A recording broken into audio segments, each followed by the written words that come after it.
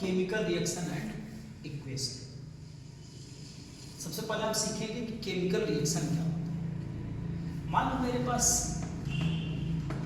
Milk, दूध और lemon juice की मैं बात कर रहा हूं। दूध के साथ अगर हम नींबू मिलाते हैं तो हमको मिलता है पनीर मिलता है। अब जरा सोचो, दूध अलग है, नींबू अलग है और पनीर क्या है, ये भी अलग।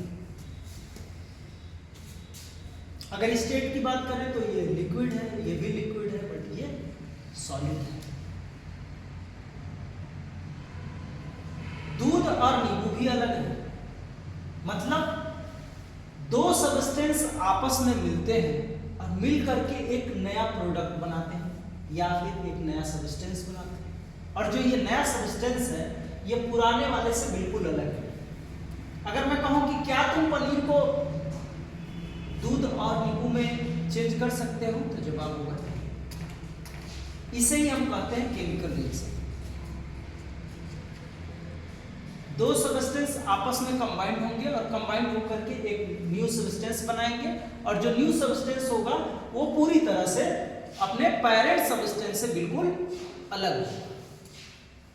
अब एनसीईआरटी बुक की बात करें, बुक में अगर जाओगे तो वो कहता है कि magnesium burns into air to form magnesium oxide.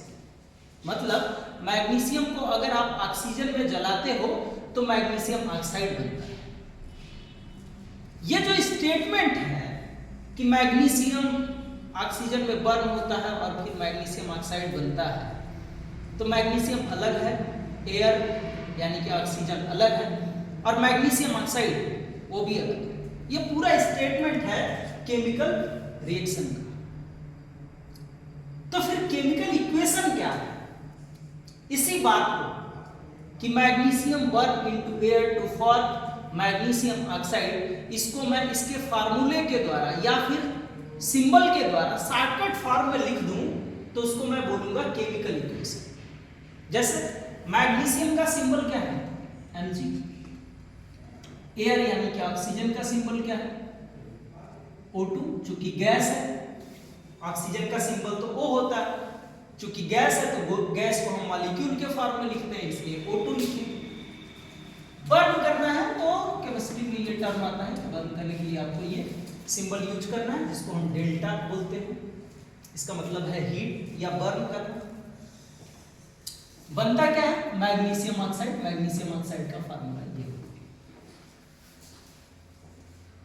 तो ये जो मैंने बात लिखी कि magnesium burn into air to form magnesium oxide, इसको मैंने शॉर्टकट फॉर्म में इसके फार्मूले या सिंबल के द्वारा दिखा दिया। इसे ही हम बोलते हैं केमिकल इक्वेशन। अब केमिकल इक्वेशन के अंदर जो पार्टिसिपेट करने वाले ये लोग हैं, इनको हम बोलते हैं रिएक्टेंट।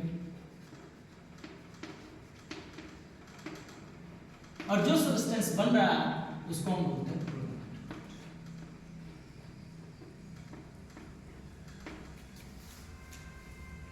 अब ये जो केमिकल इक्वेशन तुम देख रहे हो ये अनबैलेंस्ड है। अगर देखोगे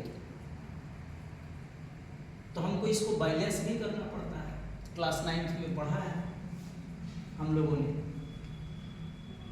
कंजर्वेशन ऑफ मास की theory, mass can not be created nor be destroyed. इस हिसाब से देखोगे तो इधर मैग्नीशियम एक है, इधर भी एक है, इधर ऑक्सीजन 2 है, इधर ऑक्सीजन 1 है। बैलेंस करना है, क्या करोगे? अगर सपोज करो तुम ऑक्सीजन को यहाँ 2 कर देते हो तो प्रॉब्लम क्या होगी? मैग्नीशियम ऑक्साइड का तो ये फार्मूला होता नहीं, मैग्नीशियम ऑक्साइड का फार्मूला तो NaCO होता है। तो एक तरीका है मेरे पास कि अगर इस 2 का मल्टीप्लाई मैं यहां कर दूं तो मैग्नीशियम ऑक्साइड का फार्मूला तो चेंज हुआ नहीं, हमारा 2 भी हो गया ऑक्सीजन।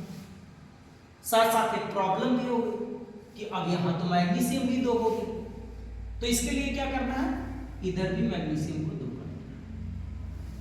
अब देखोगे तो ये बैलेंस होगा। तो केमिकल इक्वेशन को बैलेंस हम क्यों करते हैं?